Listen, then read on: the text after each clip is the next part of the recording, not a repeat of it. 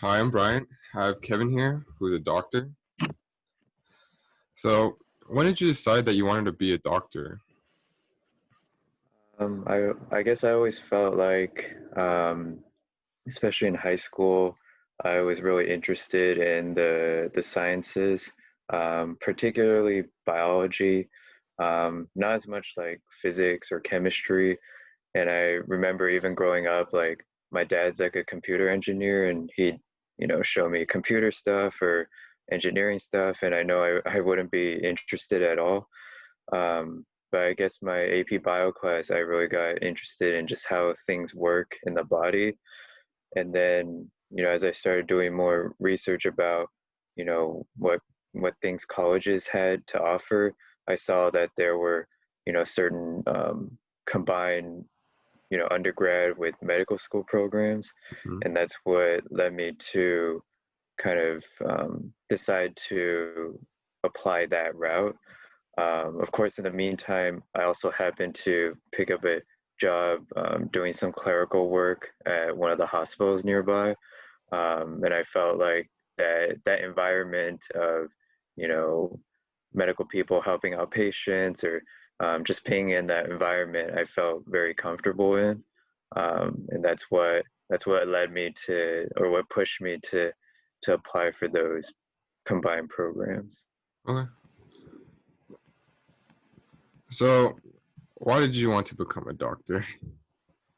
I felt like, at the end of the day, I can still go home each day knowing that I made a positive impact, even if it's just on, one person's life.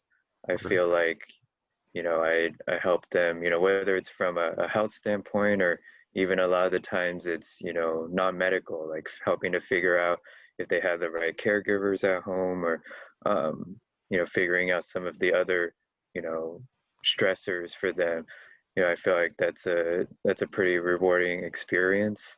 At the same time, I think that medicine, any type of like healthcare field is a good, occupation, because we have to, always think of taking care of ourselves at the end of the day. And I think it helps to be in a field that it does lend to, making sure that we do have good job security, making sure that we are, adequately compensated. So all these things lead to like a good feeling or like a feeling of balance.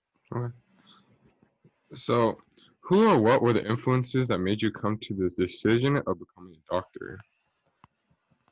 I guess, well, I do remember, I know my parents watched like some of those, I guess, celebrity doctor things, whether it's, Dr. Oz or some of those other doctors who have like, TV shows or radio shows.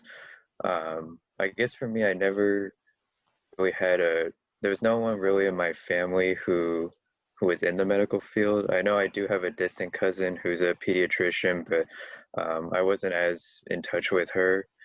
um, I just feel like, it was one of those things where um, I knew I wasn't going to be like a good engineer or like any other, um, field.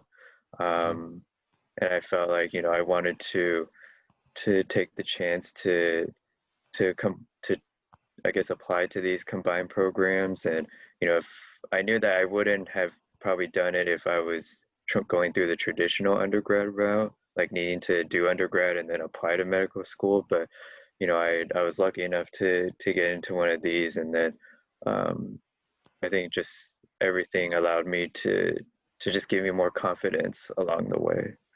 Right. So, what obstacles did you encounter during the educational portion of working towards your career?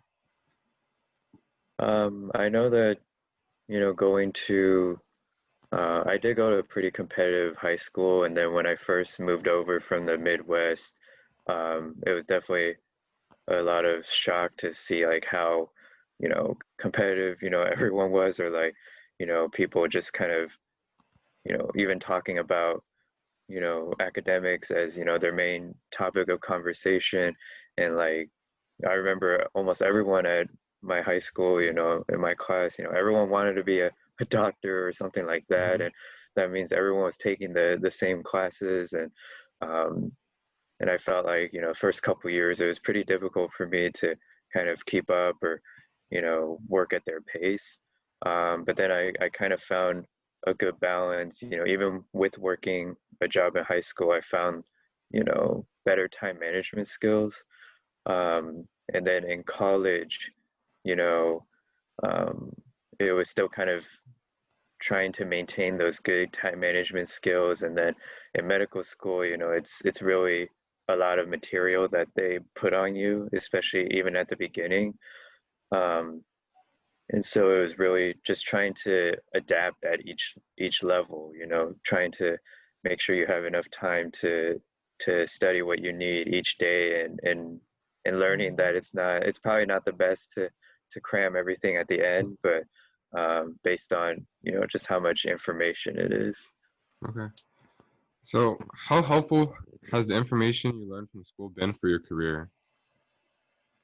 I think that I'll preface things because I'm a really honest person. I would say it's definitely dependent on which job you take in the medical field, but I think for a physician, um, I definitely don't remember a lot of the undergrad basic science things, or even the first couple years of medical school, you know, learning the science things. It's hard for me to even remember a lot of those things. Um, I think what the last 2 years of medical school allow you to do is that it puts you in certain situations that you can you can get some information, be like, oh, okay, do I want to do this specialty or that specialty, or allows you to do certain rotations in different fields so that you can kind of get a better sense and feel better about making your decision. But I think overall, I think it would go for any, you know, field of medicine. Like your residency training really is where you learn how to like become a doctor, or even do things for patients and help patients. So I feel like the residency training is probably the biggest impact of me like doing my day-to-day job now. Okay. So, how important was it to create healthy relationships with your coworkers since you're constantly working together? I think that's probably one of the most important things, especially when you get down to, looking for, a future job. It's really about, being able to go to work and feel like you're going, to work with, even if it's just a couple of them who are good friends with you, it just builds like a good sense of camaraderie. It kind of, reduces the chances of feeling burnt out. Burnout is like a huge, issue in medicine today. No matter what field you're in, especially with the pandemic, you might feel like it's very isolating.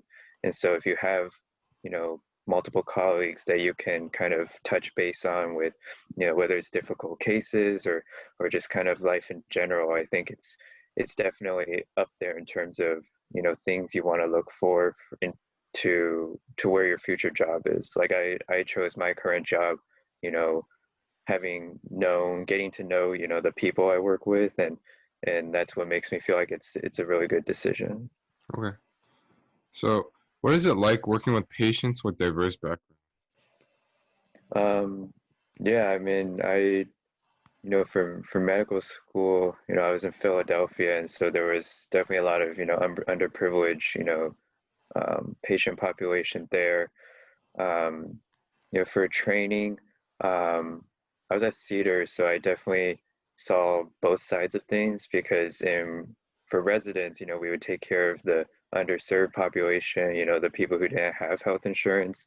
Um, but then being at Cedars, you also have to work on services where, it really is, very privileged, people out there, people who are looking for, heart transplants or other things that really you do need to be pretty financially well off to be able to get these things.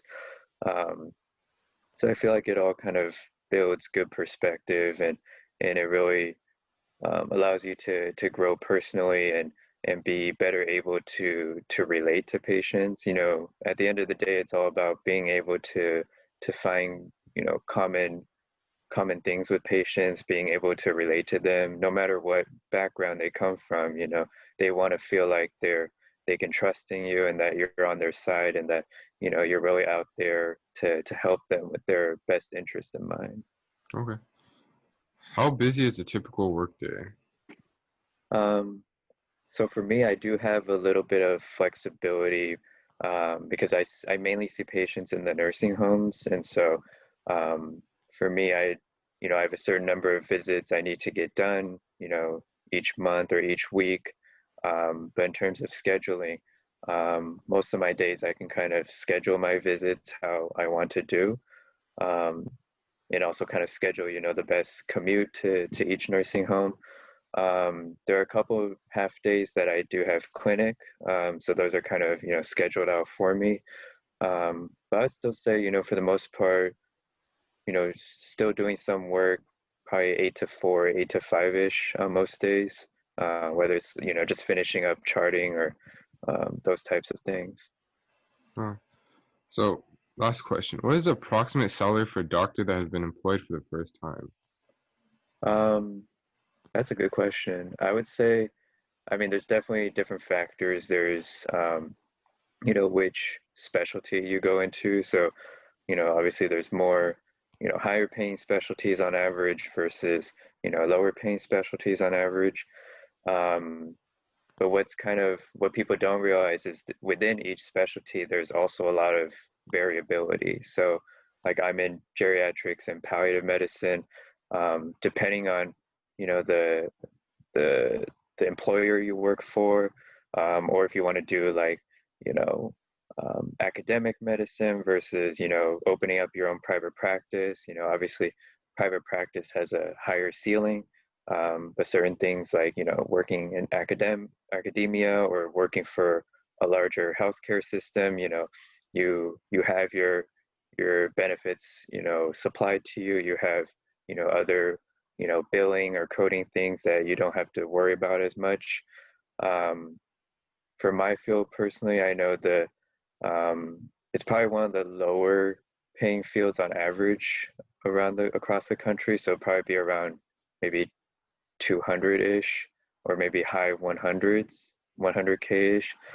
Um, for since I did training in internal medicine, usually that might be maybe low to mid 200 range starting out. Um, and then obviously I know private practice, people opening up their own clinic, like they can start even higher near the 300 range. Um, but obviously as, if you do more procedures or that sort of thing, that can, reimburse you much higher. It also depends on, the geography.